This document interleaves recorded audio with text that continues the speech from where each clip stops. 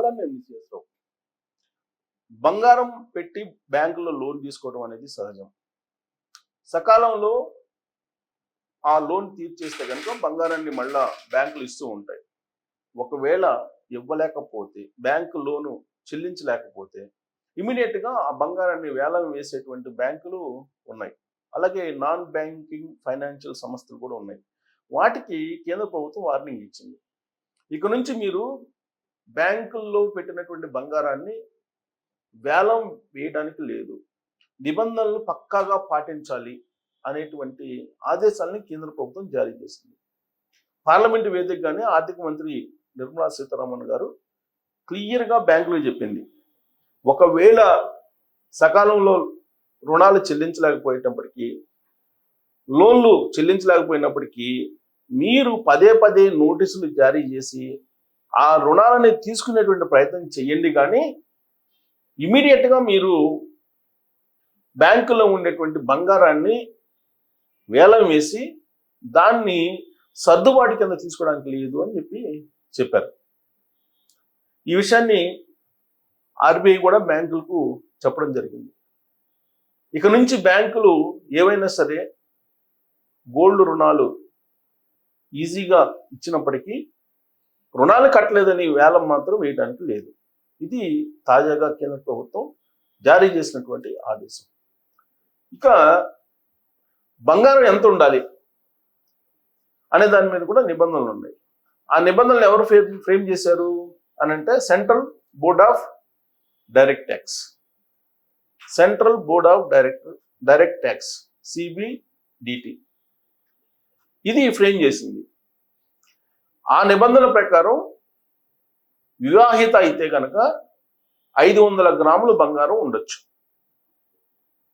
అదే వివాహం కాకపోతే కనుక 250 గ్రాములు మాత్రమే ఉండాలి. పురుషులైతే పెళ్లి చేసుకున్నటువంటి వాళ్ళు కానీ పెళ్లి చేసుకోనటువంటి వాళ్ళు కానీ ఎవరికైనా సరే 100 గ్రాముల కన్నా ఎక్కువ ఉండడానికి లేదు. ఇది నిబంధన. ఈ నిబంధనని మించి ఎంత బంగారం ఉన్నా సరే మీ దగ్గరికి ఐటీ శాఖ రావచ్చు, అంటే ఇన్కమ్ ట్యాక్స్ అధికారులు తనిఖీలు చేయొచ్చు, రైట్స్ చేయొచ్చు. అలాగే ఎన్ఫోర్స్మెంట్ డైరెక్టరేట్ ఈడీ కూడా మీ ఇంట్లో తనిఖీలు చేసేటువంటి అవకాశం ఉంది. ఈ నిబంధనలు ఉన్నాయి. ఈ నిబంధనల కంటే అధికంగా బంగారం ఉన్నటువంటి వాళ్ళు భారతదేశంలో 90% ఉన్నారు అని చెప్తా ఉంది కొన్ని లెక్కల ప్రకారం. 90% అంటే ఇండివిజువల్గా కాదు, లెక్కేసుకుంటే బంగారం మొత్తం టోటల్ క్వాంటిటీ తీసుకుంటే కనుక భారతదేశంలో 30,000 టన్నులు ఉంది అని చెప్పి తెలుస్తుంది. ఈ 30,000 టన్నులు ఎవరి దగ్గర ఉంది అని అంటే భారతీయులు 130 కోట్ల మంది ఉన్నారు, వాళ్ళందరి దగ్గర లేదు.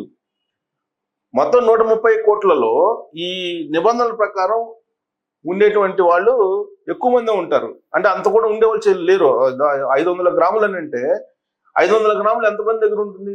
ఉండదు, ఉండేటువంటి అవకాశం లేదు ఎక్కువ మందికి. చాలా మంది ఇప్పటికి కూడా పేదలు ఉన్నారు. మన వైట్ రేషన్ కార్డులను బట్టి చూస్తే కనుక అర్థమవుతుంది. మన వైట్ రేషన్ కార్డులు ఎన్ని ఉన్నాయో మనం చూస్తే దాదాపుగా 40% వైట్ రేషన్ కార్డులు ఉండేటువంటి వాళ్ళే ఉన్నారు. సో వైట్ రేషన్ కార్డులు ఉన్నాయంటే వాళ్ళ దగ్గర 500 గ్రాముల బంగారం మహిళలకి పెళ్లి చేసుకున్నటువంటి వాళ్ళకి ఉంటాయా? అలాగే పెళ్లి చేసుకునేటువంటి వాళ్ళకి 250 గ్రాములు ఉండొచ్చు. అంత ఉంటుందా అని అంటే ఉన్నటువంటి వాళ్ళు కూడా ఉంటారు. కానీ ఎవరైతే కుబేరులు ఉన్నారో, ఎవరైతే బ్లాక్ మనీ హోల్డర్స్ ఉన్నారో, ఎవరైతే పారిశ్రామికవేత్తలు ఉన్నారో, ఎవరైతే ఉద్యోగస్తులు అవినీతి పరులు ఉన్నారో వాళ్ళ ఇళ్లలో కేజీల కొద్దీ బంగారం ఉంది, టన్నుల కొద్దీ వెండి ఉంది. మరి ఇలా ఉండొచ్చా అంటే ఉండకూడదు. అందుకే నిబంధనలు చెప్తుంది. నిబంధనలు చెప్తూ బ్యాంకులకు కూడా వార్నింగ్ ఇచ్చింది కేంద్ర ప్రభుత్వం. ఎందుకు ఇచ్చిందనంటే సాధారణంగా రైతులు రుణాల కోసం అత్యవసరంగా డబ్బుల కోసం గోల్డ్ పెడుతూ ఉంటారు బ్యాంకుల్లో. కుబేర్లు ఎవరు బెటరు, ఉద్యోగస్తులు ఎవరు బెటరు, పారిశ్రామికవేత్తలు ఎవరు బెటరు? కేవలం వ్యవసాయ పనులు చేసుకునేటువంటి వాళ్ళు, వ్యవసాయం చేసేటువంటి రైతన్నలు ఇది లేనటువంటి పరిస్థితుల్లో గోల్డ్ని పెడుతూ ఉంటారు. తీసుకెళ్ళి గోల్డ్ పెట్టి ఇమీడియట్గా లోన్ వస్తుంది కాబట్టి గోల్డ్ తీసుకెళ్ళి పెడతారు. మిగతా రూపంలో ఇప్పుడు మీకు మిగతా క్రాప్ లోన్ కానీ ఇవన్నీ ఇవ్వాలంటే కూడా చాలా చాలా నిబంధనలు ఉన్నాయి. దానికి 10 అడంగులు అడుగుతారు. దాని తర్వాత ఈ పేమెంట్ హిస్టరీ చూస్తారు. తర్వాత కొలాటరల్ సెక్యూరిటీతో పాటు మళ్ళా హామీ సంతకాలు పెట్టించుకుంటారు. ఇవన్నీ చాలా ప్రాసెస్ ఉంది. ఇది మీకు క్రాప్ లోన్ కావాలన్నా కానీ, పంట రుణాలు కావాలన్నా కానీ. అదే గోల్డ్ పెట్టారనుకోండి, గోల్డ్ పెడితే ఇమీడియట్గా మీకు లోన్ ఇచ్చేస్తారు. కారణం ఏంటంటే విలువైనటువంటి వస్తువు పెడుతున్నారు కాబట్టి ఇమీడియట్గా ఇచ్చేస్తారు. అందుకే ఎక్కువగా రైతన్నులు గోల్డ్ పెడుతూ ఉంటారు. సో వాళ్ళు సకాలంలో లోన్లు చెల్లించకపోతే కనుక ఆ గోల్డ్ని వేలం వేసేస్తున్నారు. ఈవెన్ గ్రామీణ బ్యాంకులు కూడా, గ్రామీణ బ్యాంకులు కానీ, సహకార బ్యాంకులు కానీ, లేదంటే నేషనల్ బ్యాంక్స్ కానీ, ప్రైవేట్ బ్యాంక్స్ కానీ, లేదంటే నాన్ ఫైనాన్షియల్ బ్యాంకింగ్ సెక్టర్ ఉంది.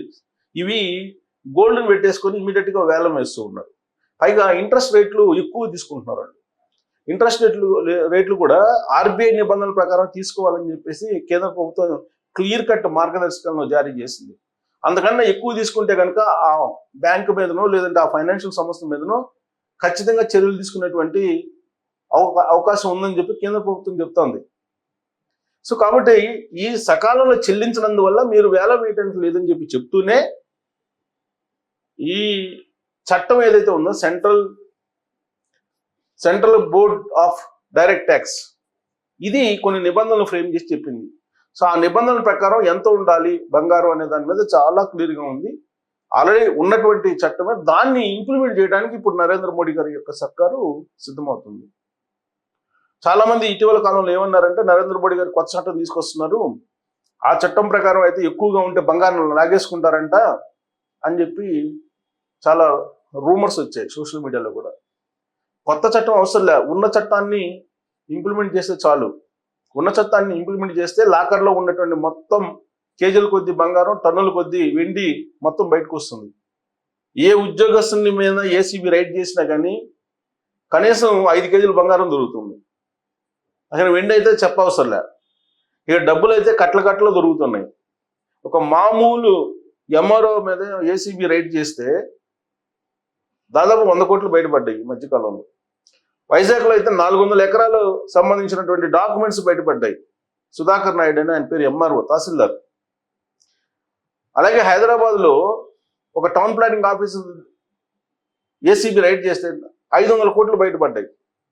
దాంతోపాటు 5 కేజీల బంగారం, 10 కేజీల వెండి ఇవన్నీ బయటపడ్డాయి.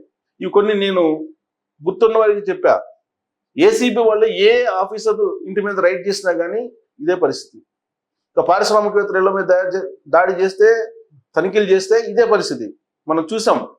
అనేక మంది ఇళ్ల మీద ఇటీవల కాలంలో ఈడీ రైడ్స్ అలాగే ఏసీబీ రైడ్స్ జరిగినప్పుడు ఎన్ని వందల కోట్ల రూపాయల విలువైనటువంటి గోల్డ్ లేదా వెండి బయటపడ్డే చూసాం. మరి వాళ్ళందరూ యొక్క భరతం పట్టాలంటే ఖచ్చితంగా ఉన్నటువంటి చట్టాన్ని అయితే ఇంప్లిమెంట్ చేయాలి కదా. అది ఇంప్లిమెంట్ చేయాలని అంటే ఖచ్చితంగా సాహసోపేతమైనటువంటి నిర్ణయం అయితే నరేంద్ర మోడీ గారు తీసుకోవాలి. లేని చట్టాన్ని తీసుకురావాల్సిన అవసరం లేదు, ఉన్న చట్టాన్ని ఇంప్లిమెంట్ చేస్తే చాలు. ఆ చట్టాన్ని ఇంప్లిమెంట్ చేయగలిగితే మొత్తం బంగారం బయటకు వచ్చేటువంటి అవకాశం ఉంది. అప్పుడు దిగుమతి చేసుకోవాల్సిన అవసరం లేదు. భారతదేశం యొక్క ఆర్థిక పరిస్థితి స్థిరంగా ఉంటుంది. లేదంటే దిగుమతి చేసుకుంటూ ఉంటారు. ఆ దిగుమతి చేసుకున్న బంగారం ఏమో బ్లాక్లోకి వెళ్ళిపోతుంది, లాకర్లోకి వెళ్ళిపోతుంది. అంతిమంగా భారతదేశం ఆర్థికంగా సంక్షోభంలోకి వెళ్ళిపోతున్నటువంటి సిచ్యువేషన్. కాబట్టి నరేంద్ర మోడీ గారు ఉన్నటువంటి చట్టాన్ని ఇంప్లిమెంట్ చేసేటువంటి ప్రయత్నం చేస్తున్నటువంటి క్రమంలో మరి కేజీల కొద్ది బంగారం పెట్టుకున్నటువంటి వాళ్ళ పరిస్థితి రాబోయే రోజుల్లో ఏం కాబోతుంది, వాళ్ళ మీద చర్యలు తీసుకునే సాహసం ఇప్పుడున్నట్టు ప్రభుత్వం చేస్తుందా చేయదా అనే దాని మీద కామెంట్ రూపంలో మీ అభిప్రాయాన్ని తెలియజేయచ్చు.